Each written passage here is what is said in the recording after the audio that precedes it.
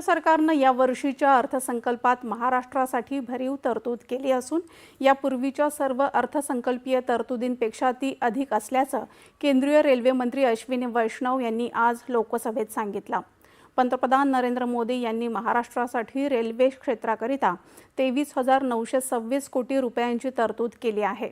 यापूर्वीच्या संयुक्त पुरोगामी आघाडी सरकारच्या काळात केवळ 1100 कोटी रुपयांची आर्थिक तरतूद करण्यात आली होती असं ते म्हणाले। महाराष्ट्रात सध्या 1,50,000 कोटी रुपयांहून अधिक खर्चाचे विकास प्रकल्प सुरू असून अनेक औद्योगिक क्षेत्रांचा विकास होत आहे, तर राज्याला शैक्षणिक आणि तंत्रज्ञान केंद्र म्हणून उदयास आणण्यासाठी केंद्र सरकार सर्वतोपरी सहाय्य करत आहे असं वैष्णव यांनी सांगितलं।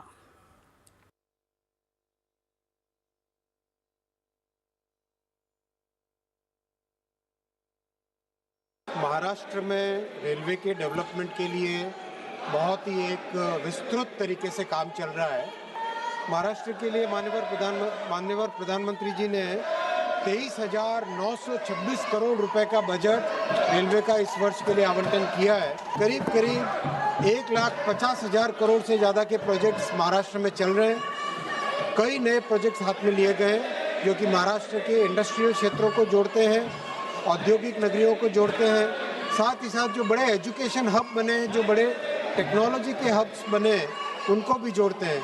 जो पुणे, अहिल्यानगर, इन सब क्षेत्रों के बारे में माननीय सांसद महोदय ने जो आज विषय रखा है, मैं आपके माध्यम से माननीय सांसद महोदय को जानकारी देना चाहूँगा कि पुणे की कैपेसिटी को डबल करने का काम अभी चल रहा है और भी महाराष्ट्र में कई स्टेशंस, कई शहरों के कैपेसिटी को 2 गुना करने का काम अभी चल रहा है और बहुत तेजी से उसमें काम चल रहा है और अच्छी प्रोग्रेस है।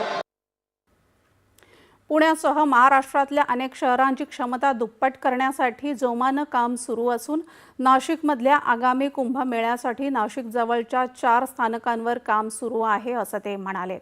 या संदर्भात अहिल्यानगरचे खासदार निलेश लंके यांनी विचारलेल्या प्रश्नाला ते उत्तर देत होते। राज्यसभेत आज प्रश्नोत्तराच्या तासात विविध लोकहितकारी प्रश्न विचारले गेले। राष्ट्रीय सुरक्षेशी